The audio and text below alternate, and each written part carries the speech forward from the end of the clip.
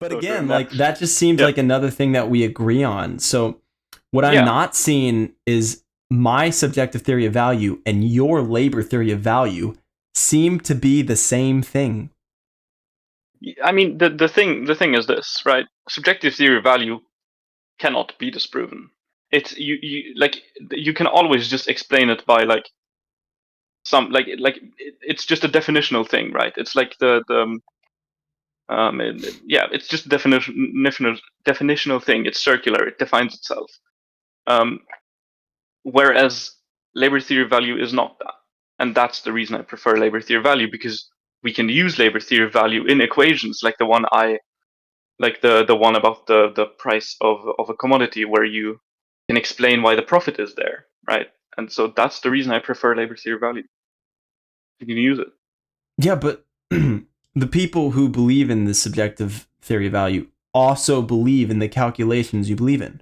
We believe that Yeah, yeah, because they're phenomenons.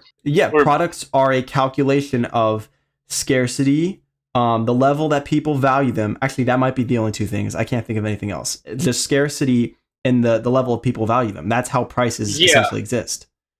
and labor theory of value kind of hitches on to the thing that why is this thing scarce? Like, what does it mean for a thing to be scarce? And you could say that it means that there are few things like that.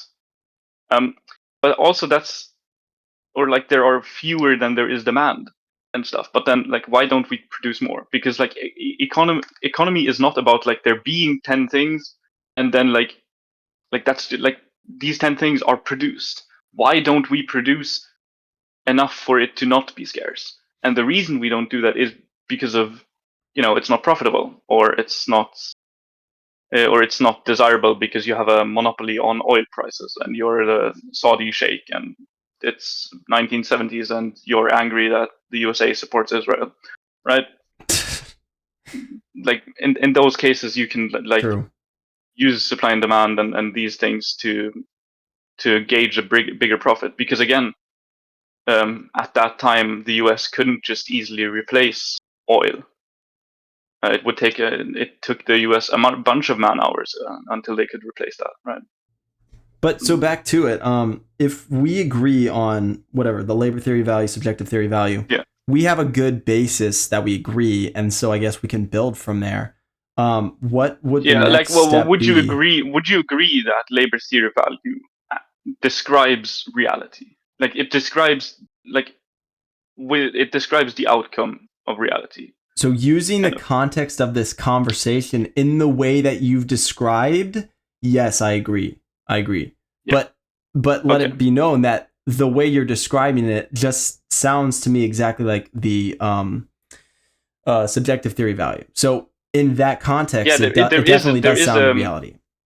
I mean there is a component of the labor theory value which is subjective, and that's the use value. That is like it's kind of it is very subjective to determine what a use value is, and so perhaps you could use subjective theory of value to describe the use value and then plug that into the labor theory value, which I The mean I thing that guess always what got me about Marxists the are doing, labor, but yeah. yeah, the thing that always got Yeah. me about the labor theory Yeah. value that I've heard from Marxists is it sounds like they're just talking about the amount of hours you put in or the amount of effort you put in is sort of what describes how the market works. And I've never seen it that way. Because even if you Yeah. work So really, really hard on something, that doesn't necessarily mean yeah, that that yeah, thing is going to be exactly. useful to people. It's the classic one. It's the mud pie argument. And the mud pie argument for the audience is something some economist at some point proposed, which is if you just sit down in the garden and you take a bunch of mud and you like put it together into so-called mud pies, and you spend like an hour doing this, these objectively get like you can see these have no value in society, and that's because it's not productive labor. You're not producing a use value.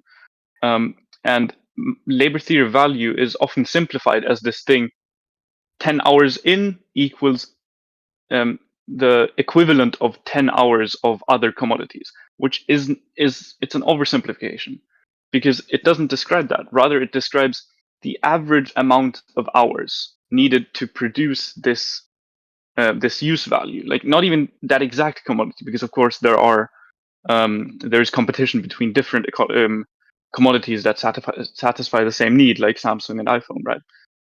The amount of man hours necessary to produce this, on average, over the entirety of society, is what describes the, you know, Yeah, the the process. I and, understand. yeah, and this works also very well when you take into account like technological advancement. If you suddenly find a way to produce an iPhone with like half the labor power, um, that does not instantly change the average amount of man hours needed for society at large to produce this, because society at large is still producing it using an antiquated method, and so you have an edge over that at that specific point. And the inverse, of course, is true if you are using a really antiquated method to create something. And let's ignore the case of like where you have like, oh, it's so nice that it's handmade and it's a use value in it of itself that you're getting this like product produced in a traditional way. Let's ignore that for simplicity. If you're producing something ineffectively, still that does not change the amount of time, or I think median man hours necessary to produce is maybe more accurate, but I'm not sure on that. Don't quote me on that. But it's these man hours that produce the value. So the average over the entirety of society, and if you forget that it's over the entirety of society, you of course arrive at such preposterous claims as that this mud pie I spent 10 hours making would be worth anything. Damn, it's worth something to your mother. That's Yeah, that's true. yeah, Okay, let me try to ask you a question, and I'm gonna try not to butcher it because it's kind of a. I think we're jumping a few steps, but I don't know yeah. what's the next level. Um, the way I see this is that okay, the I guess the labor theory of value, or you would call an objective theory of value, something like this. How would the Marxist centralist uh, economic planners figure out how to run society using some sort of scale of objectivity to make Mhm. decisions on where to allocate resources? How would they do this? How would they solve this problem, in which many Austrian economists have long called the economic calculation Yeah, problem, which is how do you know where to put yeah, resources and where they deserve to go? yeah. So um, the economic calculation problem bases itself on the idea that there are a bunch of indicators which humans can only convey by action. That action being to act inside of a market. Um, um, is that correct? Like Yeah, like we that's would the call way. it price Yeah, signals, basically, yeah. Price or signals, price right? signals part of it. Um, yeah. Um, so Well, first of all, socialism doesn't actually have to be. Socialism can have a market economy. Like you can have a market within socialism that works, that can be done. They're like it's kind of a contentious issue. Some Marxists believe in it more than others, but you can definitely have Marxist markets within society. Few Marxists would disagree with that. Like famously, the early Soviet Union had the new economic policy where you still had this market doing things. So But would like Marxists planned be okay with economy, price yeah. signals? So yeah, Are you yeah, guys cool yeah. with price signals? I mean, yeah. Like if we need a market to run our economy, then we should choose a market to run our economy. That is absolutely fine. Um, the the thing is that we don't. But the thing is that um, m- markets aren't like the only options. Planned economies do work, and the exact way in which they work is rather complicated. The same way, it's rather complicated to explain how the markets work. More than just saying that, like, you could say it in simple terms, but that's like there's a reason economist degrees take 4 years to get, right? At least, But yeah. yeah, so I mean, Okay, so let me ask so, you so the this: thing is where this, would right? We decide we have these things that need to be that. Um, we have a bunch of things which we just know we need to produce. We need to produce enough food to feed every citizen and a little bit more. Just in case of starvation and waste, right? We have to produce more than that.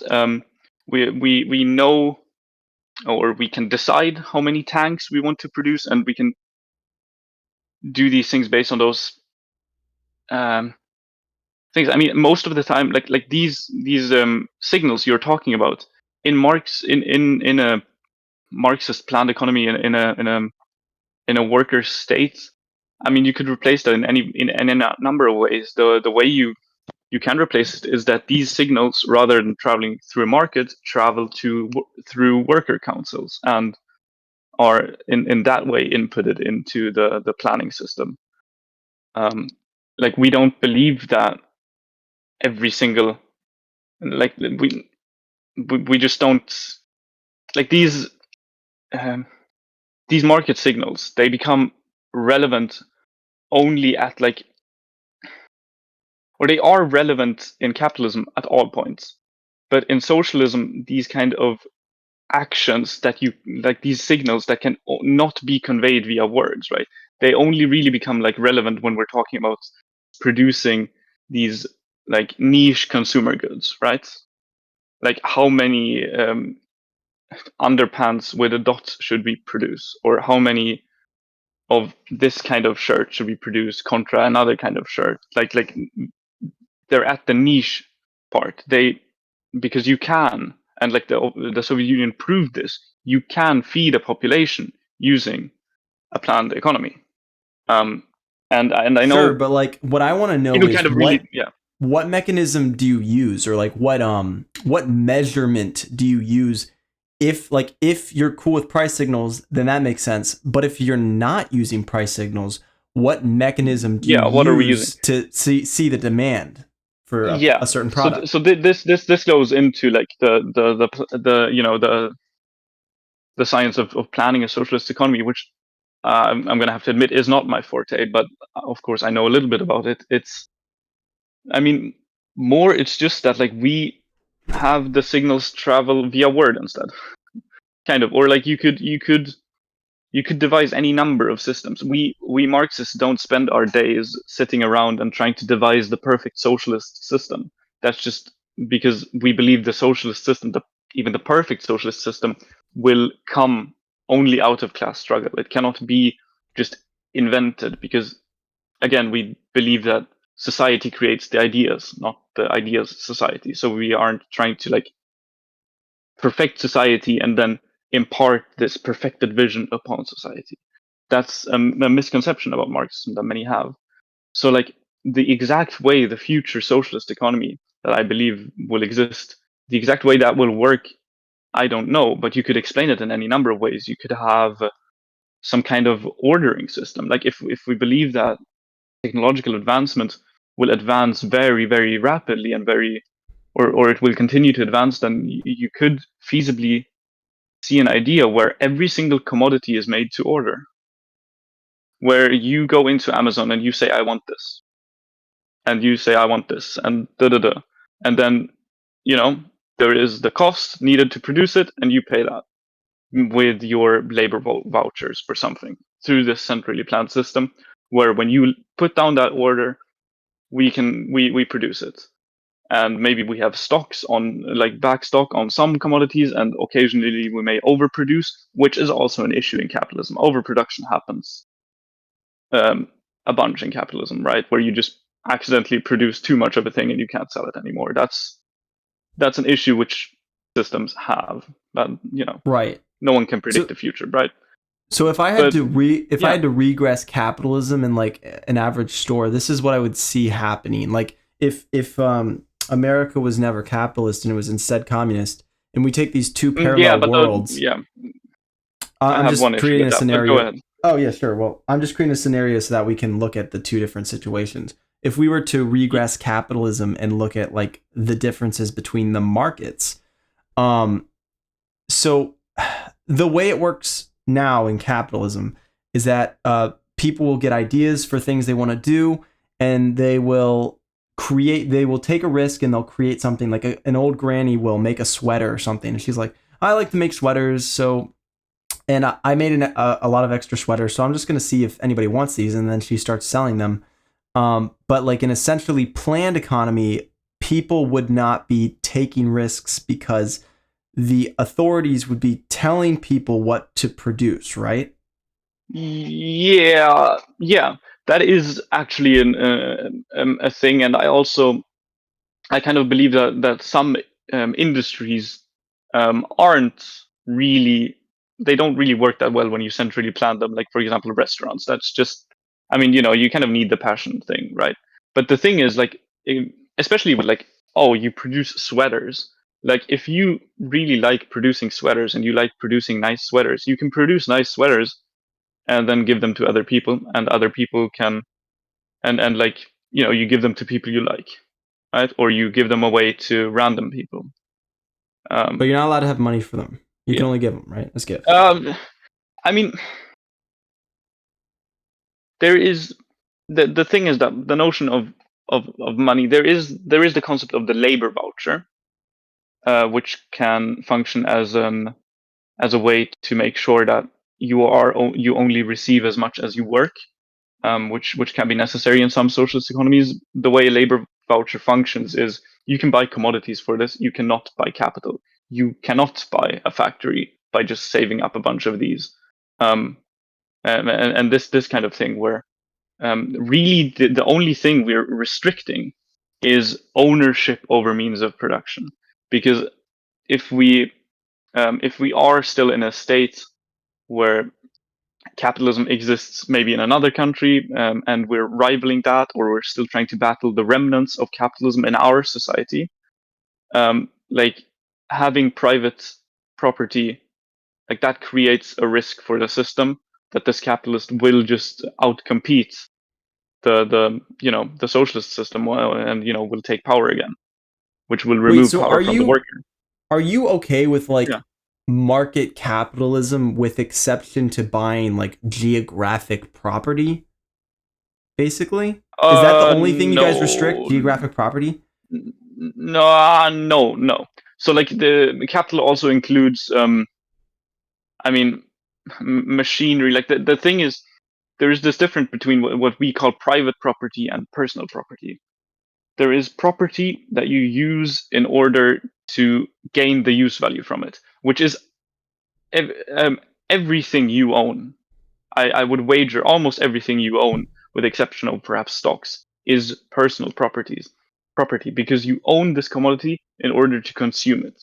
Including my Um, car? and there's yeah, yeah, you own your car and you consume your car. I mean, What about your house? Can you own consume your like house? uh, I mean, there is not Depends. really a necessity to own the house.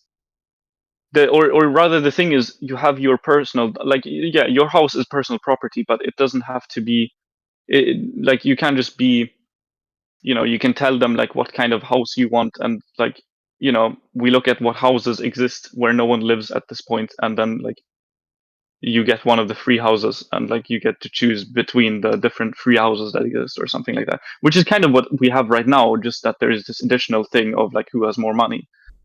um So like the central but authorities will make housing that is not excessive, and then basically they'll like if you have enough or labor, even excessive houses, we could build excessive housing and restrict it to people who overperform, if that is something we deem necessary.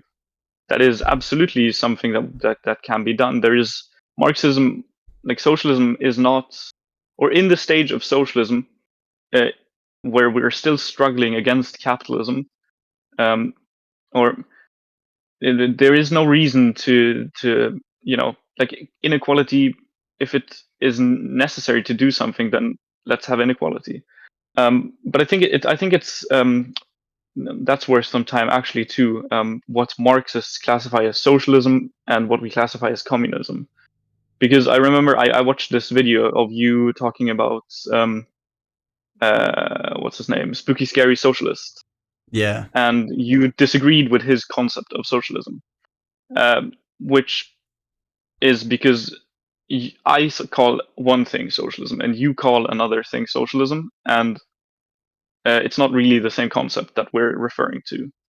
So that's basically the disagreement you had with spooky, scary socialists. There, you were just referring to a different concept. I don't know if you remember what you were saying, but I don't remember what I was saying there, but like my yeah, I mean, you said concept that my socialism is when concept of basically the state does socialism, things. communism, and I guess any kind of welfare programs is at the Yeah, end of that's the basically the day. same thing. Yeah, Yeah, yeah.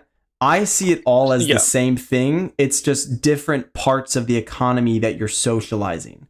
I see socialism, okay, yeah, communism, welfare programs, all the same thing. It just depends on what you're doing. At the end of the day, what you're doing is you're yeah. reallocating resources in the market. Yeah. Yeah. So that is certainly a useful definition of it for libertarian purposes, but it's extremely useless. It's extremely useless to Marxists. I can just tell you that. Like that we can't really do anything with that definition.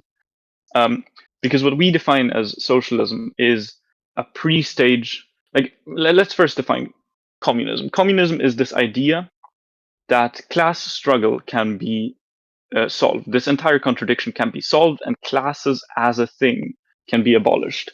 And when classes are abolished, there is no longer a reason to have a state, because the purpose of the state in all of history has been to protect, or the first purpose of it, like it's either to protect against foreign enemies, or it's to protect against internal enemies, with the reason that you have to stabilize society, because society isn't stable by itself. And we believe that when you abolish um, classes, society becomes stable, because there is no longer this internal contradiction.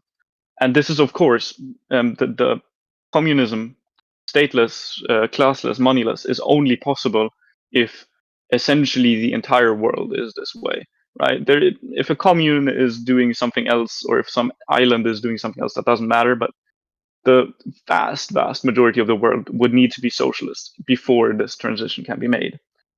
Um, and there also need to be a couple other things, like relative Can I ask why? like no more scarcity. And yeah, because if you abolish the state while you have external enemies, those external enemies will They'll invade just you. take over. Yeah, they'll invade Yeah, you. like if you have a threat to society, you cannot remove the only thing protecting you from that threat, which Right, because you need to is the you need to state. decent. Yeah, It's funny. You need to decentralize the power. The only way to fight a nation is with another nation. So everybody's got to have a nation yeah, to fight the other exactly. nations. Yeah, yeah. But so how do we get there? Or kind of like, the reason we want to get there is because we believe that's what's ultimately in the interest of the working class, not because we have sat down and like we haven't invented this society and then invented a way to get there. Rather, we invented the way and then looked at what do we think will be at the end of it. But the thing we want to do now, the next step, is socialism, which is that the working class has a revolution and takes over from the capitalist the the ruling of society. And so what we do is we we crush the capitalist state, and we rebuild a worker state. Maybe, you know, not everything that's called part of the state has to be crushed. We don't have to crush the, I don't know. Do you guys have a nationalized weather agency or something? We have that in Sweden. That type of In thing. the U.S., I Like don't think we nature. do. No, No, no, you that'd be don't. You don't. Okay, crazy, we dude. have that here. That'd be crazy. I mean, no, like we have like the state meteorological thing, which does meteorological things for the state news channel and I guess the military in some capacity, and airports and blah blah blah. But yeah, no. But like these kinds of like random parts of the state, like the part of the state that protects like nature reservoirs, that's not an issue. But what we want to crush is this control that the state, because the state serves this interest of stabilizing society, of continuing society the way it is right now, and advancing it kind of in the way that it is right now. It's an enemy of us, so we have to crush it. And then what do we do? Well, we also have enemies, and we also, socialism is still unstable, obviously. Like otherwise, the Soviet Union would just have gobbled up the entire world, right? If it wasn't unstable. But So we need a state still, and we still need to protect ourselves. So what we do is we have um, uh, leadership of the working class. There's this concept called the dictatorship of the proletariats, and by dictatorship we mean basically it just says leadership of the working class. So not a single person controlling it, but a single class controls society. And when this class is in power, it can Is it fight like a its republic or a struggles. Yeah. democracy? It depends on what's in the interest of the working class at that point. Like generally, it's been. I mean, it has been the Soviet structure, like the worker council structure, where you have sorry, you have a like your local council, right? And you send kind of like a case study here can be Cuba. Cuba has a very interesting democratic structure, or people control structure. You can call it whatever you want if you don't think it's democratic. But what we have there is the workers or the people in a municipality vote for a guy from that municipality who is just another guy, right? Just a guy you think is like honorable and good and blah blah blah blah because you know him and all this. No, no advertisements like electoral advertisements are illegal in Cuba. But so what this worker then does is he will um, work a little bit less, right? He will have to delegate some of his times to doing his duties in this council, which is, you know, voting on things relevant for the local municipality and like, you know, interacting with the local authorities and like you know like what's it called yeah, you know, basically just a politician, right? A politician that's elected to this position. And then there is this next instance, which is the, you know, the higher council, or like one step higher. There is another council where everyone from that region, or you know, however they have subdivided it, gets to, you know, vote and decide on things relevant for that region, and they decide on a person or a number of people to go up to the national council. And in the national council, that's kind of like the parliament thing, right? And Mm-hmm. so in no part of this process is it actually a requirement to be a member of the Communist Party of Cuba, by the way, which is interesting. Like the entire democratic system in Cuba is kind of independent of the party. Um, However, of course, the party still holds power because the party has a also the role of leading the revolution, kind of. Um, but yeah, so you can just build up this democratic structure, um, and What you're describing there are sounds two. Yeah, exactly like a republic. yeah, it's a republic, but it doesn't really matter that it's a republic. The thing that matters is that the workers control the thing that controls the economy. Okay. Okay, but what's the next step Or then? After you guys have the communist republic, what happens next? after with the communist republic, right? So um, all the day-to-day business, right? Improving, like dealing with the issues that exist, like every system, right? You have to deal with the issues that exist, and you have to try and, you know, do whatever necessary to improve your society. And well, there is this question of how do you best like work for the global um, like revolution, which generally just means like supporting, I mean, supporting some communist parties that you agree with, and maybe supporting some insurrection somewhere, and you know, just helping other socialist nations, and you know, kind of just like, I mean, Cuba is, of course, Cuba's small and not very strong, so Cuba is basically just um, surviving and doing some nice things along the way. Um, but But when do you it's, guys make the I when mean, do you yeah, make the sorry, we were on the switch to socialism. communism. When do you guys make the Yeah, bridge to communism? yeah. So for that, you need like you need you know the complete resolution. Like you need to first of all completely eradicate the remnants of capitalist society, which is, of course, capitalist morals. These need to be replaced with, I guess, socialist morals, right? Because this society is still going to have, like, morals will still, like, there, as long as there is a society, that society will produce morals, is what I believe. So there will still be morals, but you will have to abolish the idea. And I mean, yeah, and Wait, wait do you need until, laws, or do you like yeah. try to change the minds of the capitalists? Or is it both? No, okay, so the capitalists, in the revolution, the capitalists were taken their power, right? Or like, their power over the economy was taken from them. Like, Right. we took over the factories, we took over these, da da da.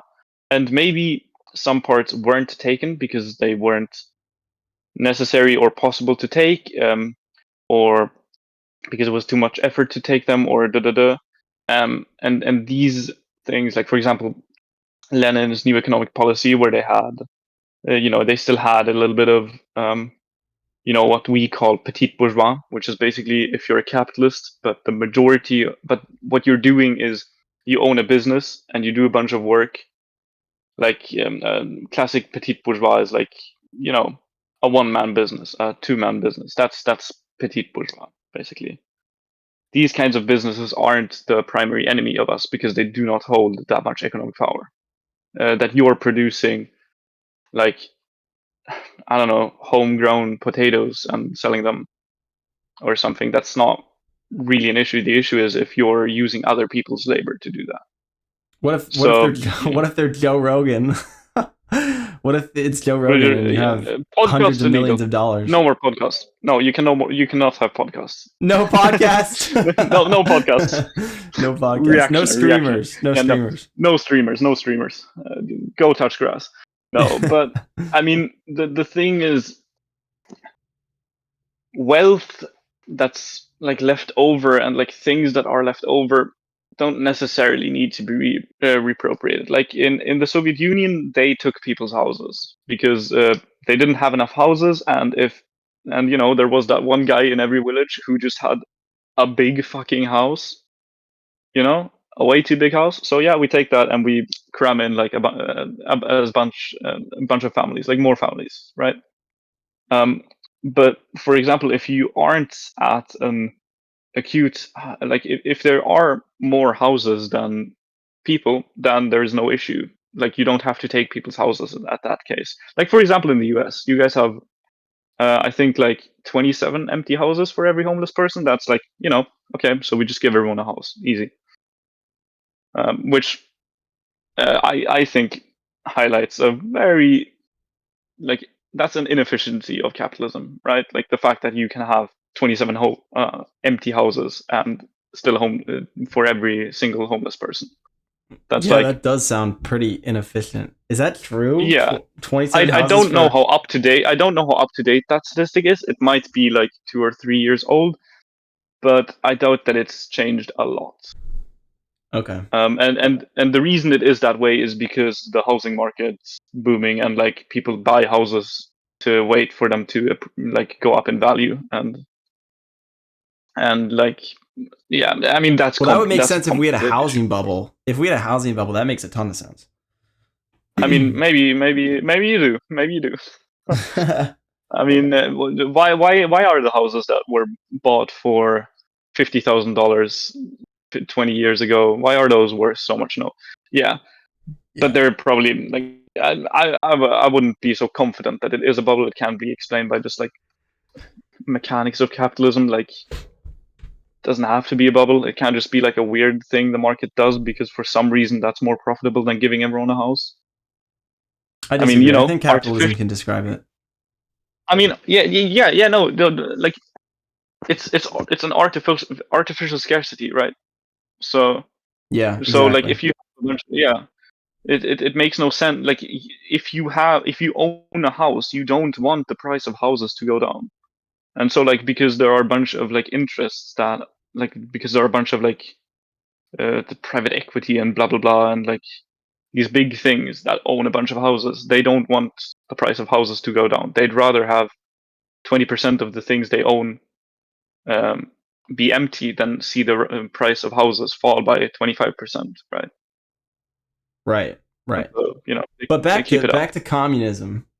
You were on a Yeah. roll with communism. I mean, yeah, like the thing. I mean, what does a socialist economy do? It solves its issues, right? It does the same thing any other system does. It's just that it's now controlled by the working class, and that has some implications for like how it does certain things and like what it prioritizes. But you know, it's still a society, and but now it's like express purpose is to produce the things that are necessary in the quantity that people need them. But so like if you guys don't have a market housing a housing market, how do you know how many houses to build? Because one of the big things about the 2006 bubble Yeah. bursting in the US with all the houses is that the reason that happened is because the government artificially lowered the interest rates so low that essentially everybody was Or getting loans to buy their houses. And what happened was when the economy started catching up to everybody, they couldn't pay for the houses because they didn't really have the money to pay for the houses. And there wasn't enough I mean, demand yeah, for all yeah, the yeah. houses. So how would you take into Uh, account that? I mean, the thing is this, right? You can produce a bunch of housing. Like you can produce, like there is, like it's kind of funny because I saw this example of someone on Twitter who went to East Berlin and went to this DDR museum, and he was like really perplexed because they went, yeah, we have like a replica or like a preserve, we have preserved an apartment from the Soviet Union with like all of the things, and like here, this is the apartment. The state would force you to live in one of these, and it's just like a nice apartment. Like the the thing is, if we prioritize correctly, you can just satisfy demand. You can even satisfy demand. Like you can build, the commie blocks, and if you paint them nicely and you put a mosaic on it, it's not that bad, right? It looks very bad when they're run down and haven't been serviced in like 40, 50 years, like the buildings in Russia now. But you can make them look nice, and you can have a bunch of parks and all of this. And the way I guess you see how much housing you need to build somewhere is you control the production, right? You know that we're going to build a factory here. We're going to need workers there. So we build a factory there and we build houses there. And, we, like, how do we divert people there? I guess, like, oh, this factory is better in this way. Like, the exact details of how everything that is done there is, of course, enormously complex. And it really depends on the material conditions, like what is the exact precise nature of the problems and what are the exact variables that are at play, and like all of these things, and all of that must go into like this decision of how do we do that, because even under capitalism there are nations that have different forms of, like, that have different ways of allocating the housing market. In Sweden, for example, we have this system that's kind of, you're going to find it kind of interesting, and most people agree that it's kind of bad because it's really annoying. But it's basically you queue for getting points in this housing market. Like you queue in the housing queue for Stockholm, right? And so you get a point a day, and you have to log into this website once every seventh month or half a year or whatever, or you lose your points. And if you keep doing that, you get more points. And then when you want to buy a house or a property in Stockholm, you use these points, and like the person with the higher points gets the property basically, So it's like a and it line, a gets to waiting buy. line. Yeah, a waiting line, because Sweden has like some issues with, we have like too little housing in the cities basically, and so they have that system, right? And like the exact nature of that system is complicated, right? Like there's people spent years drafting that, right? So I mean, I'm not going to be able to like create a complete society out of my head here, because that wouldn't even be useful, because we don't know the exact nature of the problems we're going to face. So there is no point in trying to like creating perfect solutions for hypothetical problems is useless, because you're never going to have the hypothetical problem. You're going to have maybe a similar problem, and maybe like the preparedness is good, but you know, Yeah, that's true. But I you deal mean, with it when you get to it. we talk about problems that we know are going to occur because we've seen them in the past happen. We're using our inductive Yeah, reasoning. So, for example, in the case of your waiting line, I would say capitalism has a more efficient solution because instead of designing a whole system in a waiting line, capitalism doesn't even need to design a system because the system is integrated in our tacit knowledge. yeah. It's Like no, integrated in our okay, network. capitalism has a designed system. It's just that it's become second nature to us nowadays, right? Yeah. Like capitalism, We don't even need to think about like it. I want, yeah, no, but like I want to argue against that idea that capitalism is just this innate thing in humans. It's not. Like if you go back to like ancient Greece and propose the society we have now, they'd be like, okay, curious, where the like that's a lot of idea. Like I doubt they see you as reasonable, because they'd be like, okay, so how are we going to implement this in our society? It doesn't exactly solve our problems. But I mean, yeah, capitalism has this way of solving its problems, and it does solve its problems in a way that is satisfactory to it, because capitalism prioritizes profits. Capitalism is extremely efficient at producing profits. At every point, capitalism will do what it believes will create more profits, and it has mechanics in order to reward those who are good at knowing what will produce profit and what will not, right? And so it creates this thing which perfectly does the thing it's designed to do, which is more profits. But what profits for who? Profits for what, right? So we just have a different priority. We Profits for who prioritize, owns the property. yeah, Yeah. and yeah, and like that's just not in the interests of the workers, right? Like that's in the interest of that singular guy who owns a property, right? Which of course could be a worker, but like, what's the home ownership in the U.S.? The home ownership rate? Oh, it's not good, bro. It's not good. It's not good. I think in Cuba it's about 98%. Oh, wow. Are their And homes I read trash this though? statistic actually. I Be read this honest. Are their statistic. homes trash? I don't know. I mean, I don't know they're either. not probably a little probably lower quality than most homes in the U.S. But it's really interesting because I saw this really. I'm a member of an organization called the Swedish Cuban Friendship Association, and they have this like magazine that they publish every once in a while. And I saw this really self-critical report of it, where they were like, okay, so this year we've had a 30% increase in homeless people, like people who were homeless for more than 3 months. Like the number is going from somewhere in the 200 people range to somewhere in the 300 people range of that year, of people who were homeless for more than 3 months Damn. in Cuba, which is, and like they were self-critical about that, because like obviously that's not good. Like you'd rather Right. have no homeless people, but like you know the reasons why they become homeless are like complicated too. But it's they just solve that issue by like saying like, yeah, it's more important to the socialist economy. Like the important thing to a socialist economy is not to improve profits or to do this thing. It's okay, so we have people that need houses, we produce houses so that this need is met. We're trying to meet the needs, and that's the thing the socialist economy does. It meets these needs, and it does that by increasing productivity, and it does that by which is a thing that the Soviet Union was very good at. When the Soviet Union decided to do a thing, the Soviet Union did that thing, right? Which at the later end, would like the more disconnected the top got from the bottom, the worse they got at actually filling the need of everyone, which is natural. When your planners are disconnected from the people, they will not know the needs of the people.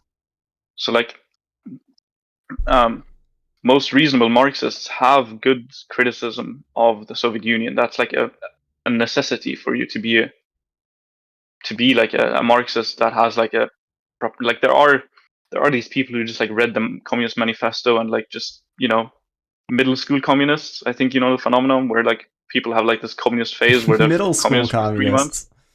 Yeah. I mean, it, I've seen that phenomenon where it's just like people who will just like defend every single thing the Soviet Union did out of kind of ignorance and seeing other people defend things the Soviet Union did. But yeah, I mean, everything the Soviet Union did wasn't perfect. Otherwise, it would have won, right? That's true. The reality of it. I've heard you talk about productivity a lot. Do you see a Yeah. big distinction between productivity and profit? Because the way I see it is profit is the result of productivity. So do you see a distinction between those things? Oh, so you believe in labor theory of value then? No. Haha. No. We already agreed on this, dude. Yeah. Okay. Yeah, right. So productivity and profit. I mean, the thing is, in my mind, for me, profit is one thing and one thing only. Profit is that one variable in the equation of capital plus labor plus profit equals the price of a good, right? And that's a variable we can cut out essentially. In socialism, you do not need to profit. There is no like profit isn't the thing that's rewarded. Profit isn't the thing that we're like. This is why it's so kind of dumb to measure a socialist economy using GDP, because socialism just does not really care about GDP. Like it doesn't care about the things that make GDP rise. But you Like care at about all. productivity. Yeah. Productivity And to what like ends? productivity to what? To what ends? To what ends? To satisfy needs that have been identified in the people. So, like, would you say productivity is like needing less people to do the same job? Uh, no, that's efficiency. Oh, okay, wait. You see a difference between productivity and efficiency?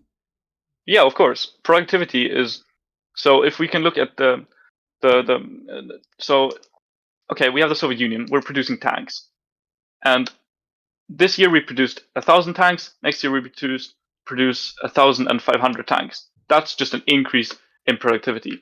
Maybe we we found some way. Like maybe the reason we produced more tanks was just because we put more iron into the process, right? We just made more steel, like the same amount. But if we find a way to produce the steel quicker or produce quicker, then that doesn't have to mean that productivity increases. Like if we need 1,000 of this commodity to satisfy the needs of society, and we find a way to increase efficiency, we don't need to produce more than what is necessary to satisfy the need of society. So we can just tone down the amount of hours worked. So an increase in efficiency can be an increase in productivity when more productivity is needed. But when more productivity is needed, you can just produce less or spend less time producing the thing. Bro, the way you use the word productivity is exactly synonymous with profit. Now, it's probably just because you have an aversion to the word profit, I'm but talking about like the output or like the I'm not yeah. talking like I'm talking about like the amount of these things you produce. Like if you produce 100, that is your productivity, right?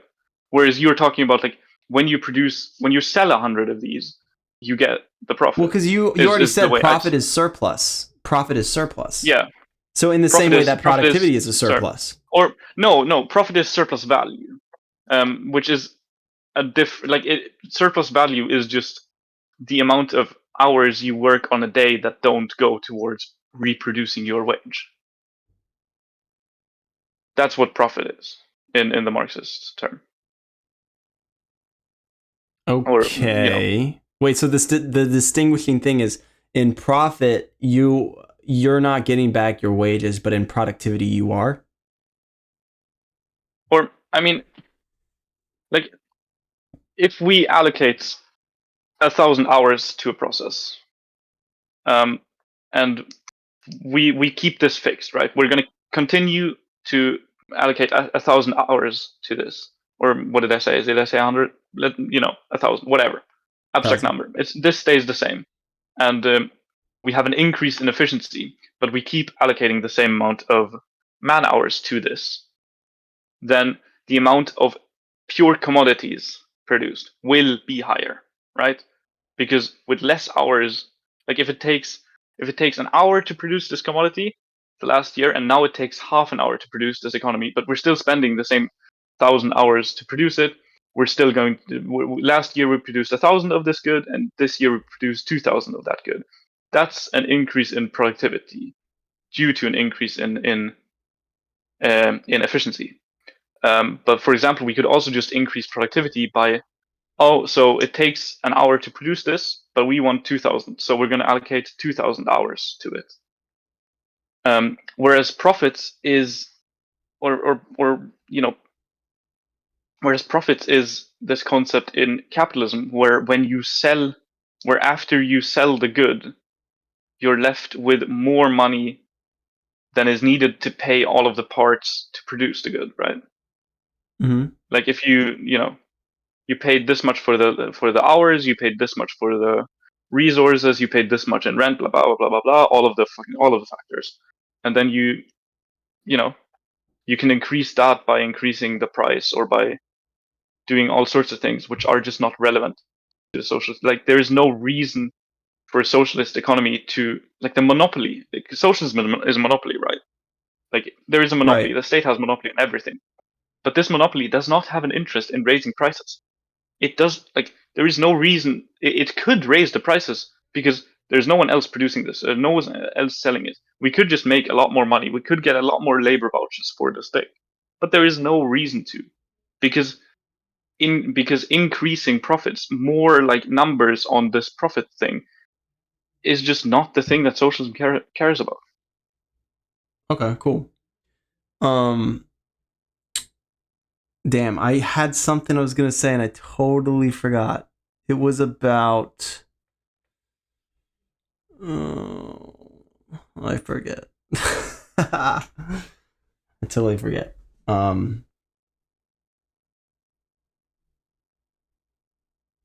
I don't remember. I was gonna take us back, but I forget where it was gonna bring us. Um, Start saying socialist things so I can remember. Socialist concepts, perhaps surplus value or labor time or planning or productivity. Efficiency is when you do more with less, and the productivity is when you do more with whatever the hell you want. Uh, Pretty oh my god, much. that's a really good. That's a very good definition. Really now. Okay, yeah, now we have it down. Yeah, yeah, we do. But yeah, I mean, so we basically agree on your definition of the labor theory of value is my Yeah, definition of the subjective theory of value. We agree on most yeah, things like market the related. only difference is which should we use, right? Kind of, Yeah, or like why should we apparently use one, yeah, over the other. we can combine them. The subjective labor theory of value. I mean, yeah, I guess. But I Like, think your definition is misleading. Don't you think? in what way? The name is misleading. Um, well, I mean, Yes, yeah, yeah, it's yeah, misleading. You okay, know it but is. like that depends on really who you are. Like everything can be misleading, right? If you have a different definition of liberty, then libertarianism becomes kind of contradict. Like if you use the Maybe. French of libertà, then like your libertarianism just becomes like, okay, so that's just not the application of libertà. That's, a different concept, right?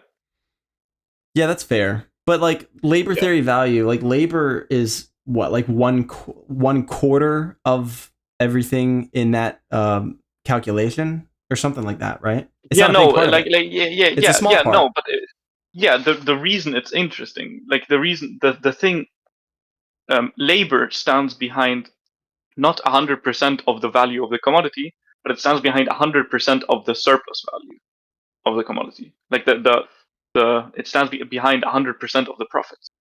That's the interesting bit. I guess.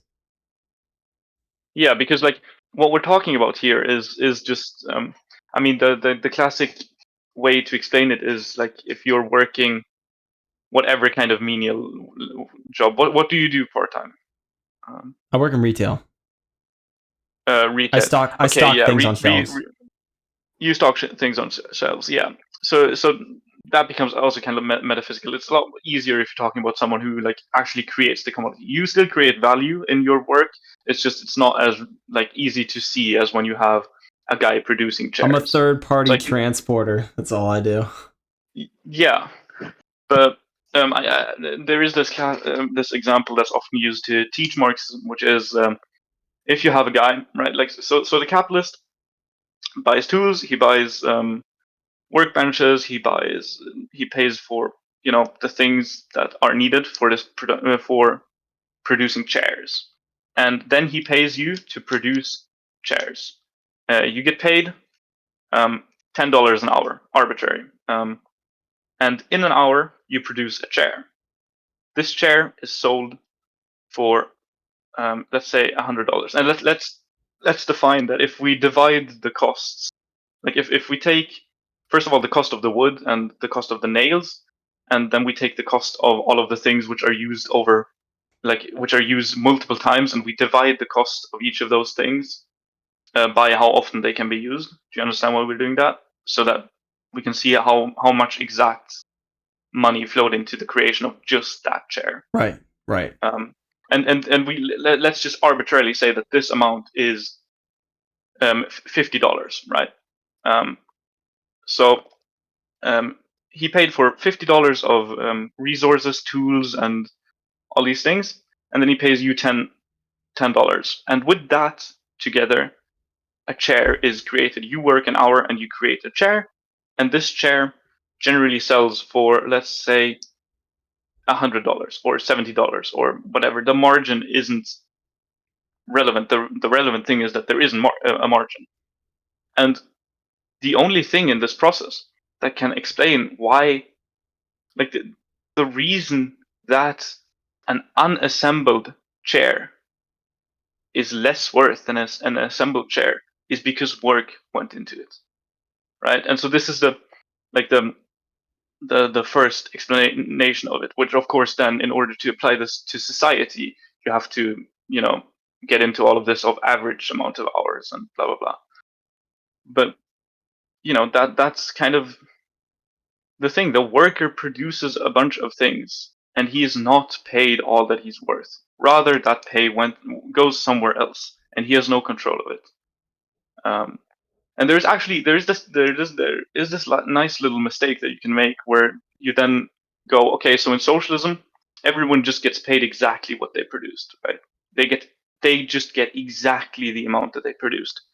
But that's also kind of erroneous because um, uh, production is a socialized process. Like production is like you could not produce a chair without society because you need society to keep on the street lights, and you need society to like have a kindergarten for your kids, and you need society to teach you how to read and write, and you need society to do all of these things. So actually it's not even a single worker. Like if you take this on the social scale, it's not a single worker producing a single chair. It's the entire working class producing all of the commodities of society, and this entire working class should have control over all of the commodities, or over all of the economic power. Okay, okay. Right? Let me ask you this Yeah. So because, by the way, I yeah, remembered my question from earlier, but yeah, um, I'll say yeah. that real quick. I don't want to pursue that for now, just to put it out there in case I forget again. I wanted to argue that capitalism is better for the worker, but we're not going to go down that path right now. What I did want to say is, would you say communism doesn't abolish the class system entirely? It closes the height of the poor to the rich, Mm, because you're not get No. you So you would yeah, still say that some people get paid more than others. So you wouldn't get rid of class. yeah. That You would just shorten how far away they are from each other. so in communism, for reasons that are like basically the only way you can maintain a currency is if you have a state backing it. So when the state is abolished, currency is abolished, and that is possible for other more complicated reasons. But the thing that makes people their class, I should probably have explained this like an hour ago. But Marxism has a very precise definition of class. Um, And class is decided entirely by your relationship to the means of production. That is, do you primarily earn money, or do you have your primary like interaction with society? Is that owning a factory, owning a corporation, owning dividend, like a share of a corporation, owning, or is it working? And this is what decides your class. So in communism, there are no more classes. This entire category of things that we define as classes can no longer exist because private property has been abolished. You can no longer own a factory because the only way to be a capitalist is to own a factory. Because Wait, but you said you didn't abolish private yeah, property. You still have private property. You just no, get rid we of have some parts personal of it. property. We have personal property. So Where's the these are line different there? concepts. Yeah, the line is personal property is things which you use. Like I bought this in order to consume it. That's personal property. I bought this house, or I didn't buy this house. I live with my parents, but my parents bought this house in order to live True. in it. And well, and I bought my computer because I wanted to use it and like to do my own things. But the second that you start, but if you buy a factory, you're not buying that factory because you want to like dance around in the big hall. You're buying that factory because you want to put people there who are going to use this private property. Like you're going to put that private property to use in order to produce commodities, which like you're going to use this process, this thing you bought. You're not using it in order to get the use value out of it, the way I get it, a use value when I use a pen or whatever. You're not doing that. Rather, what you're doing is you're using it in order to get money, profit, and that's the line. The line Okay, but is things which are I see used two to generate different profit. things you're saying here. I see you're saying two different things here. The first one is that it's bad to use property to It's create not. profit, and the Yeah. second is that No. there's a Yeah. line about where personal private property is. But the thing is, Yeah. if you own your home, I think you kind of agreed that you can own your home. Are you allowed to Yeah. make your home part of a work center? Like Microsoft started in a garage. Is that okay or is that illegal? Is that bad? Yeah. So the reason it's bad is not because it generates profits. The reason it's bad it's because it is, or the reason it's not. It's not what we want. It's not. It is because it's you use people's labor, right? You take this factory and you put this guy in there who produces chairs, and you use the reason private property, or rather, I remember the exact definition. Private property is property that you use to extract surplus value from workers. Basically, that's the definition. And so you can extract surplus value from yourself if we have a market economic socialism. You can just like take your personal computer and start programming things in your basement and I don't know, selling it or something, or like you can do a thing, right? And that's not really an issue. It only becomes an issue at that Is point where extracting labor? Is that the issue? it's Extracting extracting labor. labor? Yeah, that's the issue. And So, the for issue with example, extracting labor is that it's you okay for gain. me to have a car, but if Yeah, I try to employ someone to use my car to go do a taxi service, yeah, that would be extracting their labor, and that wouldn't be yeah, okay. exactly. Because and the difference here is when you just own your car, when you just own it and you use it for your things, right? You are using the use value. You're personally using the use value of this thing. But when you're rather using it, for example, a taxi corporation has a different use value than a car, but when you're using it in order to produce more use values, which you're not going to use yourself, right? That's the issue. There's not an issue with you growing potatoes in your back farm. No issues. There's also no issue really with like you giving those potatoes away. That's also not like no one cares, right? That doesn't harm anyone. Doesn't harm the class society. The issue is when you start to employ people to work that farm, you gain economic power over them, and that is the entire thing that socialism is trying to eradicate. And people sometimes talk about, but like, how are you going to stop people from doing this? And the reason people will not do this under socialism is because it's just bad for you to do that, right? Like, who would willingly go into slavery now? No one.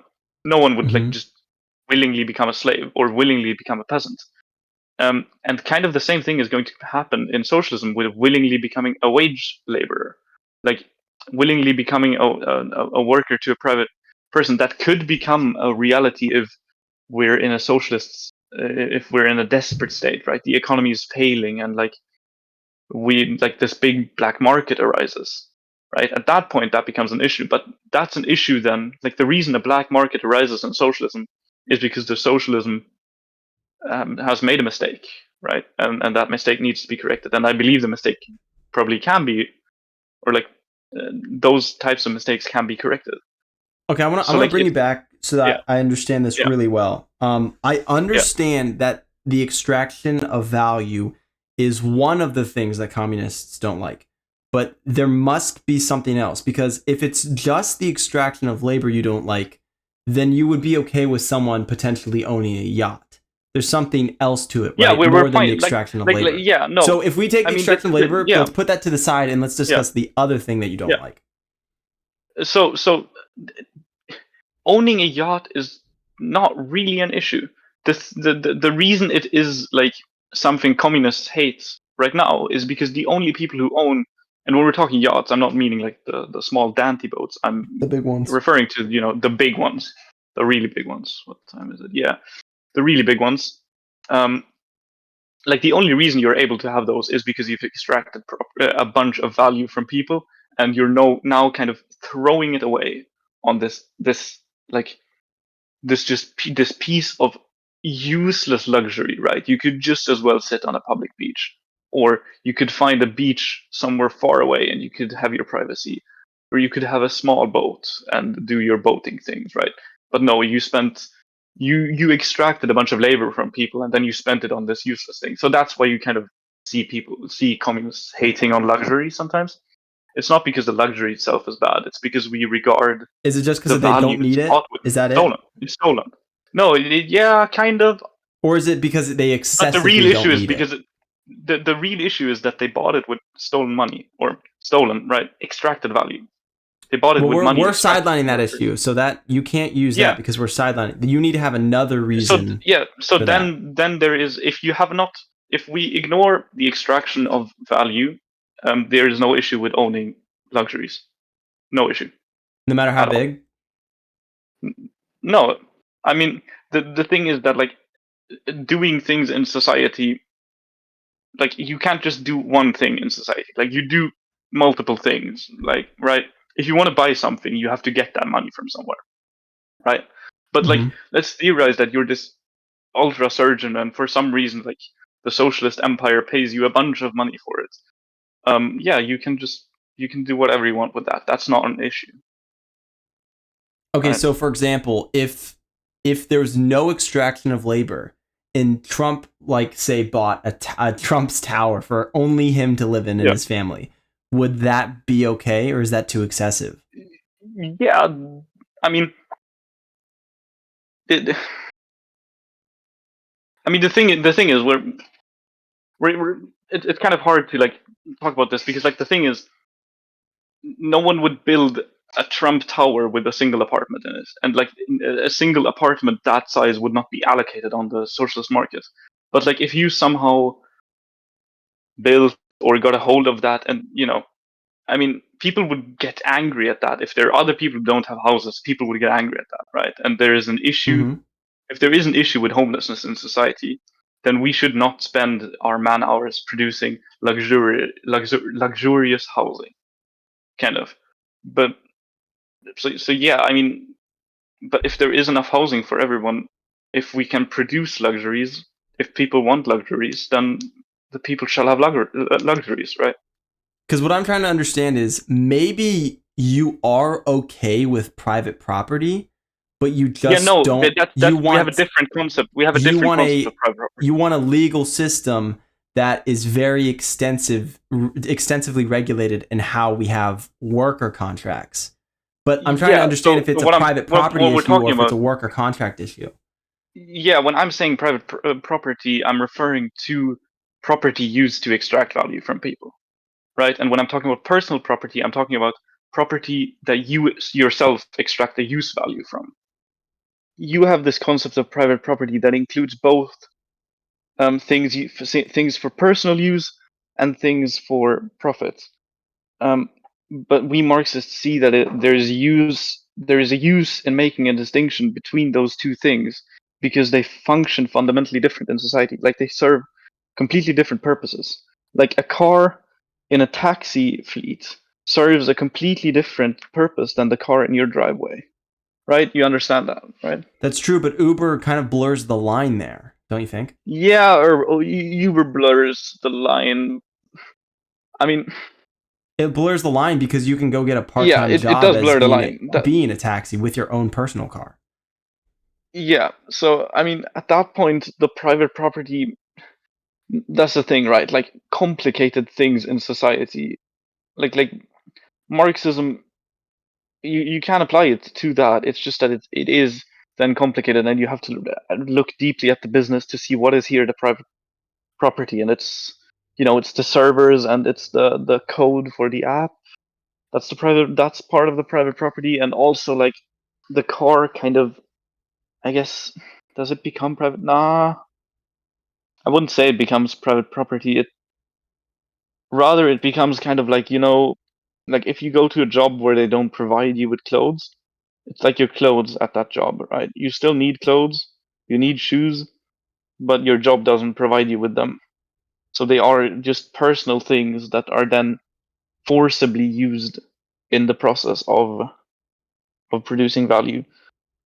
So I mean, Yeah, so yeah, like would Uber, if somebody wanted to buy 5 homes, let's say their entire life they were super minimalistic and they saved up enough labor coupons or whatever they're called yeah, to buy five yeah, houses, is that allowed because they're not extracting labor from anybody? yeah. They're I just mean, buying personal property? if the thing is this, right? Like I believe if we're going to talk about housing, we should have some kind of system that prioritizes people with no homes over people with homes, right? If you have a home, then you're at the bottom of the line for getting another home.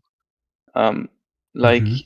um, it, that's kind of the thing. In Sweden, we have this concept of the semester home or wait, what, vacation homes, which is very like it's very that's a very deep rooted part of Swedish culture. Like most people in like most Swedes like want a semester home, or very many people want them, and they're kind of houses that aren't heated, and you might not have running water and stuff, and it's just like you go into the forest and you're just far away from everyone.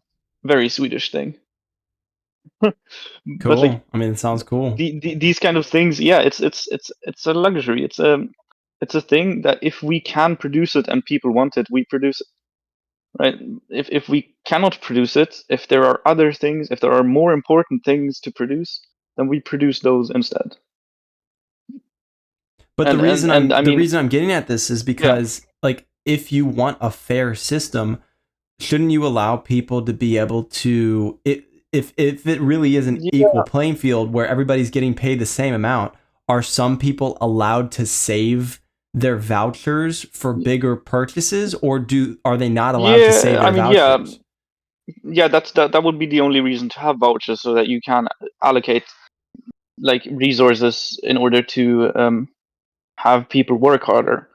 And if Um, you limit the personal but property yeah, they're allowed to buy, then you're kind of punishing them for saving their vouchers for bigger expenses. yeah. I mean, kind of. But like the thing is this, right? In socialism, we kind of believe that this goes to this concept that we have of human nature, where human nature is um, actually not static. It's also a thing. It's an idea created by society. So this drive that humans now have to always own more is not set in stone. At a point in society where owning a bigger something isn't really like like right now, the value of you as a human in our economy is valued by how much money you have and by how much you can spend, right? Would you agree with that? Like it's not Like true my entirely. economic Like value, that, yes. Yeah. yeah, economic value, and that bleeds very much into how we perceive ourselves socially, right? Like that's why people get That depends on the depressed when they're person. jobless, when they're on welfare. Like people on welfare they feel fucking like shit because they're poor and they aren't doing the thing they're supposed to be doing, which is working. Um, Rather in socialism, it becomes. I mean, and in communism, when you have abolished money entirely, it becomes voluntary. Have you seen Star Trek? Uh, Yeah, a little bit. yeah. So in Star Trek, they don't get paid. Not Right, none of because the people in the Star they Trek. have like Yeah, infinite energy, just right? basically infinite energy, and they have a process for producing infinite goods. Yeah. So that's how they explain it away. But the thing is, um, no one in that universe would have the idea that like they want 500 violins. Why the fuck would you want 500? Like you have a violin, right? Or like okay, violins maybe sound different, and you want five different ones, but like there is no real reason. Like if you're curious, if you really like the history of violins, maybe, and you collect historic violins, blah blah Or you want blah. to start an orchestra. But or you want to start an orchestra, sure. But like at that point, this thing with owning more, like socialism isn't trying to satisfy infinite need because we believe that humans have a finite need and that this need doesn't have to grow. In capitalism, we see this all of the time, right? Like more things are produced and things which were once expensive become cheap. Um, and the thing is, all of the boats are rising, right? Like the sea is rising and all of the boats are rising. Yeah. But some boats rise higher than some others. And there's this really nice quote from Marx that's like, as all good Marx quotes, it's like an entire page. But basically, Holy crap. if you live in a hut and everyone else lives in a hut, then that hut entirely qualifies as a perfectly reasonable and good house for a person. If every single house around you, but if the houses around you start growing and they become like palaces, then your hut it it becomes nothing. Or I think he starts with houses. Your house is a perfectly reasonable thing, right? And then everyone else has palaces, right? Then your house becomes a hut, and it no longer satisfies this. Like you're no longer satisfied with it because it no longer has the value that you desire out of a home, which is to live like the other people. Um, and this ever growing thing, like it's just not really a necessity. Like what are the advancements in, for example, cars in the last? Like they're reasonable. Like there are real advancements in like um, safety in cars. That I'll grant them. Right, they're safer now than they were before, mostly, except if you ignore the Cybertruck. Um, they're maybe more. They may be more comfortable, and they may have higher mileage, but um, actually, we can see that like uh, um, they don't last as long anymore.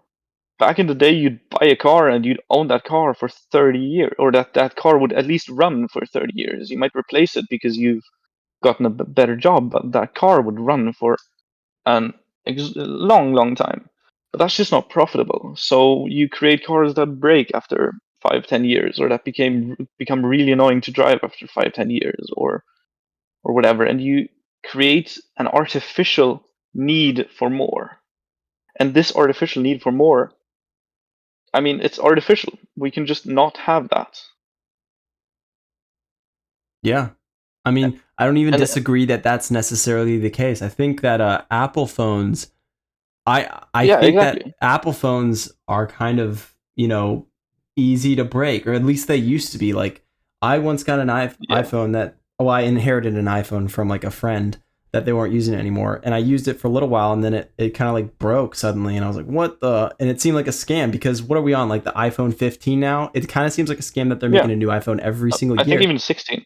Yeah, That's great. and, They're on to 16. and yeah, And I but see like that the as the yeah, natural tug of the industries wanting more profit. So they create something that's yeah, frail so that the consumer has to yeah, buy it more often. But at the same time, yes, I see there's a yin and a yang here, which I always reference when I'm talking about capitalism, where the yin and the yang is the customer and the company. The company wants the most yeah, amount of profit with the least amount of effort, and the consumer wants the most amount of benefit with the least amount of payment. And so yeah, theoretically, those two kind of forms should be able to keep each other accountable if nothing else interferes. But I personally think yeah, that certain things interfere that makes that impossible. yeah. So like I disagree with that notion because it ignores the existence of power in society. Like the thing is, Apple is more powerful than the consumer. Like Apple is a lot more powerful than the consumer, and that's the primary reason why they can do this. Like, um, there is this really great example of uh, light bulbs, where like 100 years ago, all of the light bulb manufacturers came together and created a cartel, like a cartel in like economic cartel, where they said, so from now on, every light bulb is gonna last 1,000 hours, and we're gonna test each other. If anyone exceeds these tests, then we tell our suppliers, all of us, the entire rest of the cartel, tells our suppliers, either you work with all of us or you work with them. And every single supplier who sells only like every supplier sells to multiple people, right? In that business, they're of course going to choose that majority market of all of those other corporations. Um, and thus, there is just no way for you to produce light bulbs that last longer. Because if you do that, then the other corporations will do this tug against the supplier and just take you out. And still, every light bulb you buy lasts 1,000 hours, even though light bulbs can last longer, like easily last longer. And that's just a thing that like states can work to counter these things by making it legal to collude and this.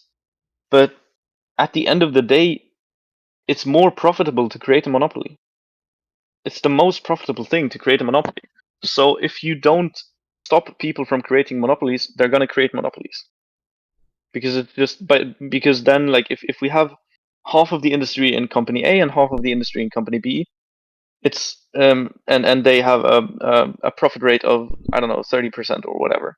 Like if they go together, they can increase that profit rate by like a large amount. And because of the difficulty in entering a market nowadays, right? Like you need patents, you need a bunch of equipment, you need a bunch of connections with a bunch of suppliers, and you need all of these things. Like if you wanted to start a company that produces light bulbs that last 2,000 hours and make that profitable, that's essentially impossible because you don't have that economic power that these other industries have. Yeah, no, Yeah. that's true. Um, And like I have heard this libertarian counter to that, that in a libertarian world, every or in an anarcho-capitalist world, everyone would just like be convinced of the idea of anarcho-capitalism, so they would see a monopoly forming and then they would boycott that, well, which I I think the idea find. is that a monopoly, if it well, first of all, how would it form? Also, the instance they get violent, it's no longer capitalism because violence isn't capitalism. So if a company does get violent, there will be decentralized nodes that will counter the violence that the company creates. Yeah, but like I just really find that to be a frail system, like a really frail system. But I mean, the thing is, it just really, in my mind, it just really ignores class interests and like this thing that like people in society don't only like. There are trends and interests, right? Like there are interests which many people have, and there are interests which other people have that go against those interests. And if you ignore that capitalists all capitalists have this shared interest, and if you ignore that all workers have a shared interest, then you can just find this world where everyone has random interests, and by being peaceful, they can all like um, resolve these interests, or like you know work peacefully to do that. But if you acknowledge these interests, suddenly you have a group of people, a minority group of people with a majority control over economy, which is the capitalists. Like if you combine that top 1%, their control over the economy, like that is a lot more control over like the productive part of the production, right? They have control over that because they own the corporations and they own all this stuff. Right. Um, and so this power, because they have this power in this little minority, and this minority all shares interests, naturally they will work towards this interest, right? All of them will work for these interests, and that forms this tide in society. That forms a force in society, and in turn, the workers also can form a force.